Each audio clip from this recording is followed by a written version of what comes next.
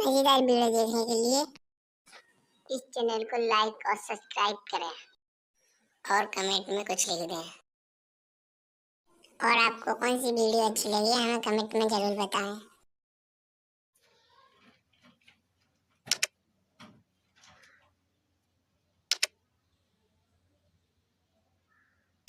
एक बार की बात है, एक छोटे से गांव में एक प्यारा सा चिमटिंग था जिसका नाम चिरू था। चिरू का रंग नीला और हर था, उसके पंख जैसे आकाश की झांसी रंगे हुए थे। बाहर गांव के लोगों की खुशी और चाहे चाहत का कारण था। गांव में एक पुरानी कहावत थी कि हर पक्षी के पास एक विशेष सपना होता है और चिरू का सपना था कि वो आकाश के अनंत बिंदु तक उड़ सके। चिरूनी अपने सपने को पूरा करने के लिए चिरून अपने सपने को पूरा करने के लिए हर दिन अपनी पंखों को मजबूत और संजीवनी किया। चिरू ने अपने सपने को पूरा करने के बाद एक महत्वपूर्ण सीख सीधी कि अपने सपने केवल मेहनत और प्रयास से ही पूरे नहीं होते हैं, सही दिशा और मार्गदर्शन भी महत्वपूर्ण होता है। चिरू ने अपने सपने को अपने अनुभव को गांव के बच्चों के साथ साझा। चिरू ने अपनी समस्या को हल करने के लिए एक सलाहकार के पास जाने का निर्णय लिया। उसने गाँव की सबसे पुरानी और ज्ञानी उल्लू के पास जाने का निर्णय लिया। उसने यूँ चिरू की बात सुनकर यह कहा कि तुम्हारे सपनों के लिए मेहनत के अलावा मेहनत शायद दिशा की जरूरत है।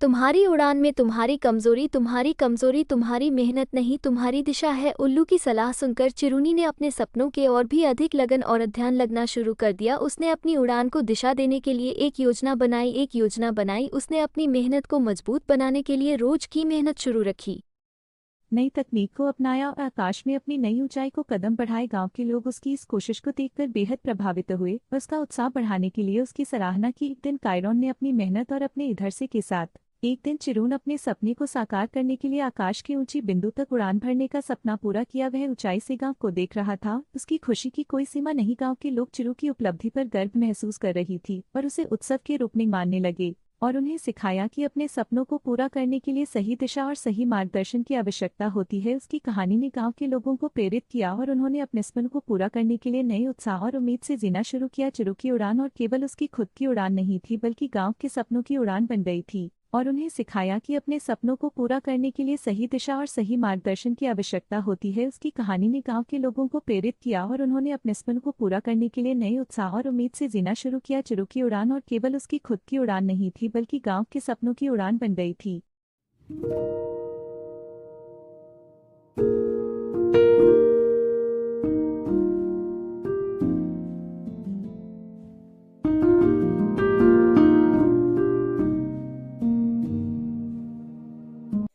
और चिरू अपनी मेहनत के कारण